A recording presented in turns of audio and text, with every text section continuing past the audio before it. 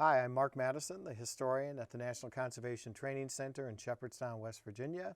And today we have a longtime friend of NCTC and a very special guest, Karen Hollingsworth. Karen is here for an area conference, which we're hosting here, which stands for Aquatic Resources Education Association. And she is here as manager of the State Fish Art Contest. Right. And we'll get to that in a bit. But we first met Karen as a wildlife photographer, particularly one who's visited a number of our wildlife refuges. Yes. And in fact, we have a beautiful display of Karen's wildlife photography hanging in our Instructional West building.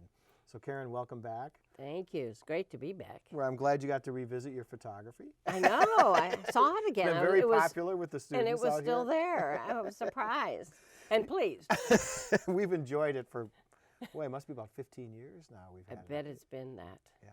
Since I had the exhibit here and you guys replicated it, which is great. Well, I thought we'd start with your wildlife photography and then after that talk a little about your current role and your very exciting work getting youth connected to nature. But I know. I thought because this goes out to a lot of refuge managers and wildlife biologists and so on, it'd be fun to share some of your photographs and maybe tell us what we're looking at and how you got that shot. Oh, absolutely. Well, when John and I started photographing was in 1987. Wow. So it was from 87 to what?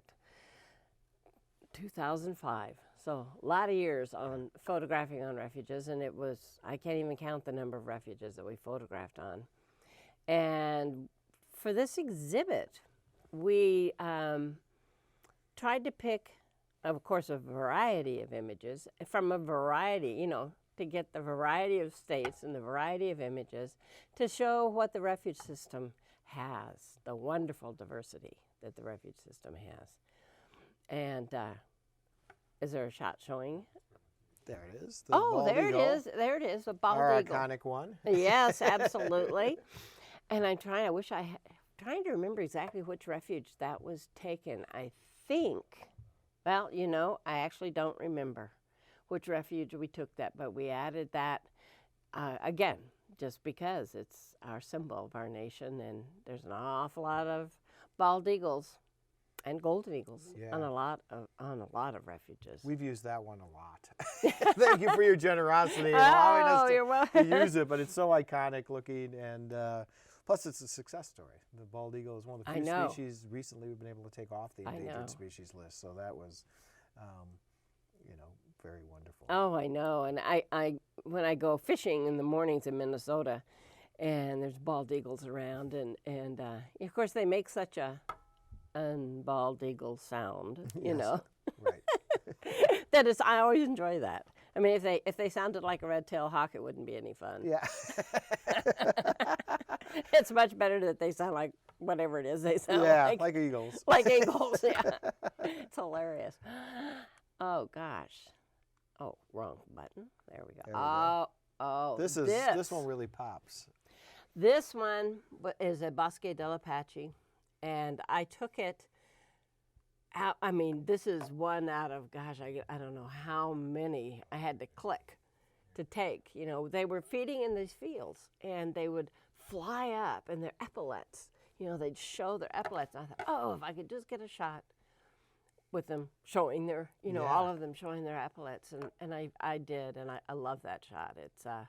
It's almost like an impressionist painting. I know. I think that's why I like it It's because gorgeous. it is very impressionistic. And you said that was from Bosque dell'Apache in New Mexico. Yep. And one of my favorite refuges, and one of my favorite shots. That's yeah, it really brightens you up. It gets you when you see it. Yeah. You kind of want to go with them. I do. Yeah. Yeah. This is sort of just the opposite. This is a blind Ozark cavefish. Wow. And John actually took that one, and I'm trying to remember the name of the cave because I can't, and I wish I could, down south. And I mean, it's... It looks like it's stuck. I know it looks stuck, but I don't, you know, this is underwater. Yeah. Yeah, and it's not stuck, Right. it's okay, you know. And it's blind though, so you wonder. But no, and everything down there's blind. Wow. The fish, I think there's crayfish down there, a lot of endangered species down there. This is one of them. But I thought it's hard to get a decent, interesting picture of and that small. I mean, it's not very large. Right. And it's hard to get, just a little picture with a little fish doesn't do it. And so he did a really good job, I thought. That's gorgeous. Sticking it in that crevice. We'll have to have you take some pictures of our blind cave spiders. Yeah, Here's a little PR. Yeah, really, same deal. Yeah. Oh, the moose. Elk. Elk. I'm sorry, elk. Elk. Moose this At Charles Russell. Oh, cool. Yeah. And you got him bugling? I got him bugling, and this was down on the Missouri. Is that the river that goes through there? But I've never been to Charles Russell, so I'm not certain. Great, a gorgeous area, and I was after the elk, and so it's a close up. But the area that it is in is along the braiding of the river and the fall colors. It's beautiful, beautiful place. Yeah, great backdrop. Now, did you shoot this from a blind of some sort, or?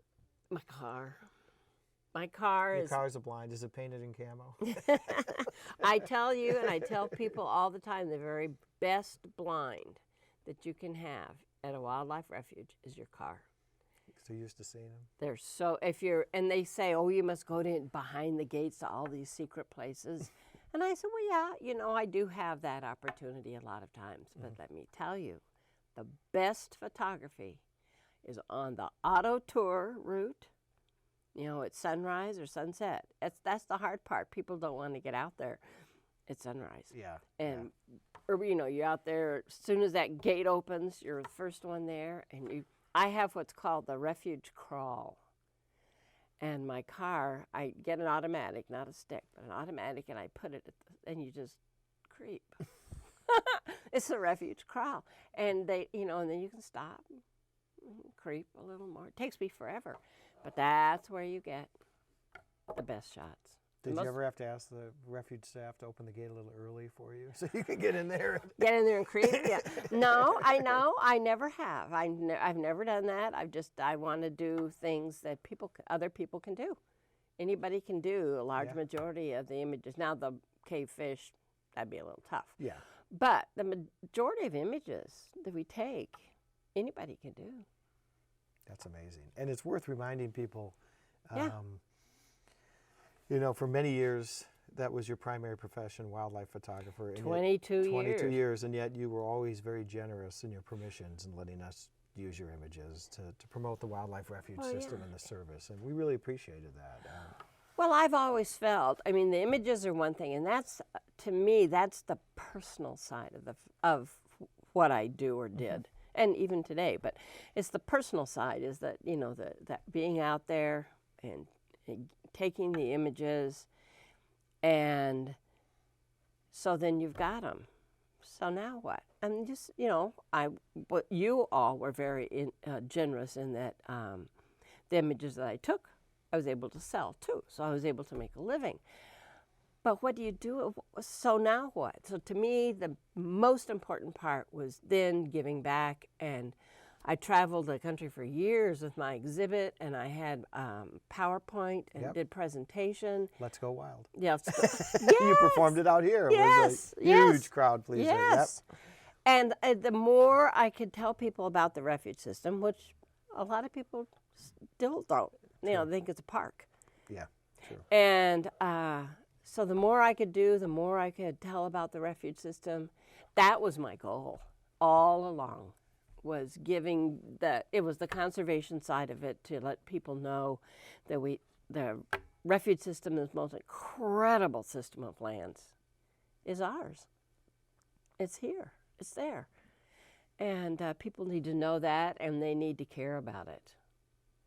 They need to, I can get a lot of things, but they need to vote for it. They need to go that extra step to make sure that it's taken care of. Very well spoken. Let's go back to some pictures. Yes. Oh yeah, I can go. We need to get off our soapboxes. This one. Oh, this is nice. This is very nice. Yes, and this is taken at, oh gosh, I'm trying to remember. It's been a while. Yeah, but this could be 30 years old. Yeah, but this is taken in which I love, the bottomland hardwoods, and folks fishing, and I spend a lot of time in my poke boat, poking around bottomland hardwoods. One of my favorite things to do, and this just shows the beauty and the peace. I mean, what a great place to fish. Yeah, making me jealous. Yeah. I wish I could. I should have brought along the name of the refuges. Oh, these guys. These guys are really funny. This is taken right along a road. People say, "Oh, you must have been in a blind. You must have been to get this." No, the den was right along a road, on the refuge, and just poke along. And we have, oh God, one of them you can see really muddy. They were in the mud. And we have great pictures of them playing in the mud and all of this sort of thing. But these two kits. It almost looks like they're posing for you. I know, they were. They were, it was really cool because they were posing, I think, actually. And it was really fun because they, yeah, I mean, it's the perfect pose. The light in their eyes is perfect. I mean, they're in the same, they're both in focus. I mean, yeah, it was really amazing. Yeah, actually, they were posing. But no.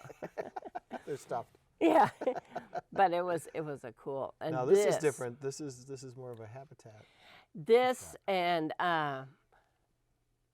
is an image that I did because mine. I always went, again for that more artsy look. This is in the Nebraska in the Sandhills, and it just love the grasses, the two grasses. Must have been what the prairies looked like when the settlers first came out there. Oh, I know. And the prairies, I tell you, there's nothing, where are you going to go in the spring? Prairie. Because there's nothing like the prairie. It's just so alive, birds flying up everywhere, doing their skylarking. And it's an amazing place. One of my favorite places in the spring is the prairie.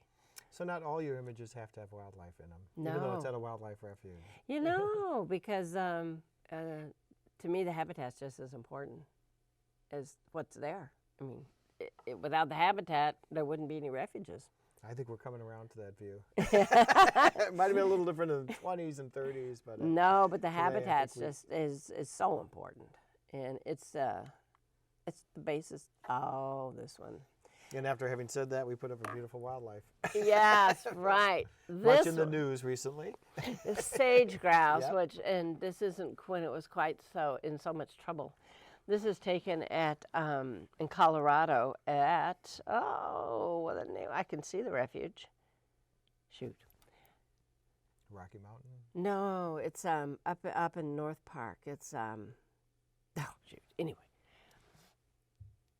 this is on one of their leks, where they'll display, and I put up a blind. This is from a blind. I put up a blind on this lek. They told me where to put it, and I put it up. And then I drove my car down in the gully alongside the lek. So I'm down there sleeping, and and then the sage grouse are coming, making their burbling, crazy noise. And then at about 3 in the morning, I got out and crept through them practically. It's what they told me to do. And got in my blind and waited for sunrise. And this was right at sunrise. Did they see you when you crept through their legs, or? Well, it was dark. It was just they were just aware there was something creeping. It seemed harmless. Yeah, I was harmless, and I guess I gave off a harmless energy. No, I wasn't like walking through them. Sure. But again, there were a couple there, but they weren't that interesting then. They were just starting to get into it. And then the sun came up. This is one of the best images I love that. The sun came up, Yeah, and the the guy did colors his are- thing, and I was like, oh my God, that's awesome. That was really one of I got a lot of, with them doing their thing all around, but this one was the one that If we ever have a sage grouse stamp, that should be it. I think so. I agree. My vote. This guy, John, went up to on Kodiak went up to the refuge up there, and I was supposed to go with him. And then we were either doing our book or a calendar or something, and stuff came up, and I had to stay. So he had to go by himself. Hardship. Well, actually, it was a little scary because he was in this little cabin out in the middle on Kodiak, and the bears are there. You know, fortunately, there's a lot of salmon in the river, as you can see, and so they weren't terribly interested in him. However, the grasses are so tall there; they were taller than him, and he had to walk down these trails in these grasses that are up here, and you know, you'll walk along and all of a sudden you'll see a half-eaten salmon and you're going, uh-oh. Bears been here. Yeah, he said it was really kind of scary. He wished we could have watched each other's back. But did he say how close he was to this particular Kodiak bear? Well, no, it was with a 500 millimeter lens and a 1.4 converter, so a 720 lens or so. So he wasn't that close. He was here, I think he was in the cabin. He was in his cabin. He climbed up on the roof, so he's up on the roof of the cabin. So he was safe. Good. Yeah. So Did you ever have any close calls when you were doing wildlife photography? No, That's I good. never did. I never felt scared or in any danger or anything. And you know, I was around a lot of stuff, but I'm pretty. Accepted. I mean, I'm pretty careful, very careful, and very quiet. Maybe that's the key. Maybe that's the key, or noisy if need be. But no, I never had any close calls at all. Good. Yeah, I think so. Oh, these guys. Now we're moving to a different part. What a hoot! This was in Hawaii, Kilauea Point in Hawaii, on the island of. It's not Honolulu. Oahu? No, Kilauea Point is Kenai? Is that what? No, that's in Alaska. Anyway, Kilauea Point is where the lighthouse is. Yeah. There's a lighthouse there. We just got the top of that lighthouse. No, the lighthouse has a round globe. Mm-hmm. And you got that?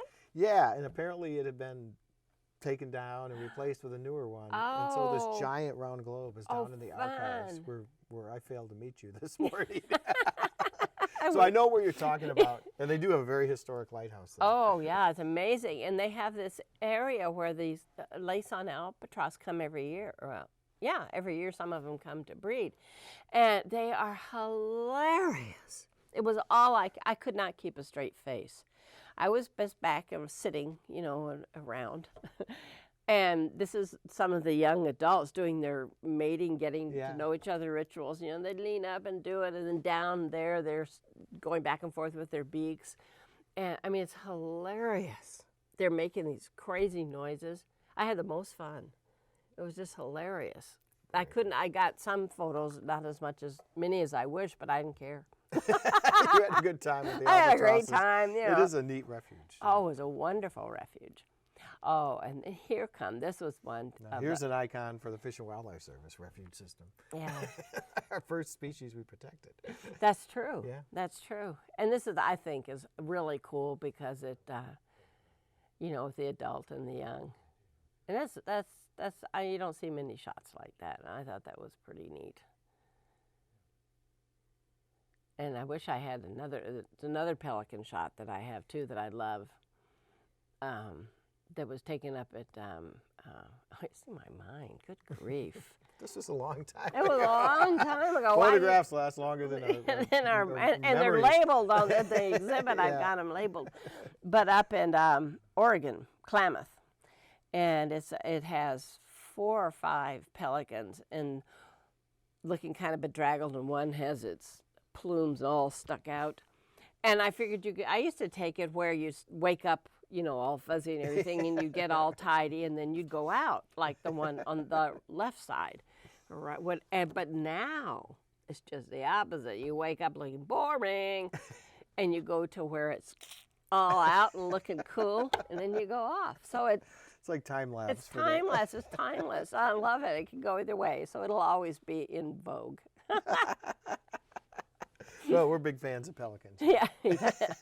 Oh, this is a Yeah. pretty one, the final one we have. The final one, this is taken down in Kofa, I believe it is, down in Arizona. And it's one of the few places where you don't have contrails of planes flying through. So you can do this as night photography. You point your camera at the North Star, and then you open up the shutter. And about 3 hours later, you come back and close it. So those are star trails. That is neat. And in the if you're pointing towards the North Star, they go around the circle. Otherwise, you know, they'll go just across. But if you go to the North Star. That is amazing. Isn't that cool? Yeah, I didn't know really that cool. at the time either. I learned that, but yeah. Well, these are beautiful. And Oh, if thank anybody you. does come to NCTC, they're all in our Instructional West building. Love it. I'm so glad it's still there. They're a permanent exhibit that we're really happy to house. But you've moved on to a new job. I have. Starting, when did you start as state fish art? I've been doing state fish art for probably just about 5 years now. Okay. And managing that, and we're in our 19th year now, so I kind of came in near the end. But I've done, it was always done Wildlife Forever, and they started it. As actually, the cool part is that it was actually started by a 5th grader. Well, tell us what it is for those that might not be familiar with the State Fish Art The Contest. State Fish Art Contest is a nationwide contest, kindergarten through 12th grade, and it's science integrated with art. And yeah, there's science that you learn. We have a curriculum, Fish On, it's called, and the kids learn about the fish, their habitat, their behaviors, and their conservation needs. They learn that, and then they go on to the second part where they take that knowledge that they've learned, and they take a state fish, and they create art, and they submit it to the contest March 31st every year. That is neat. Yeah. And then who judges that? We have several panels of judges that judge different aspects of it, because we have, in every state, we have the 4 grades groups, K through 3, 4 through 6, 7 through 9, 10 through 12. So you're judged with your peers. Right. And so we have different judges. We do a preliminary judging, and then there's judges that come in and do a lot of the national judging, which is there's the top 12. That's the top 12 in the nation out of all the first place. Wow. Because every state has those 4 grade categories. Yeah. So all of the ones that won first place in their category then compete in the top 12.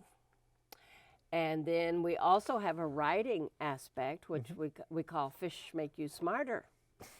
And the kids write. Hopefully true. Yeah, really. Or fishing. Yeah. Makes you smarter in my case. Combine, yeah. Makes you able to learn. One side of one page, and they can write an essay or a poem or a story or an interview, anything. They can do anything on that one page. Those must be fun to read. They are, and I read every one of them.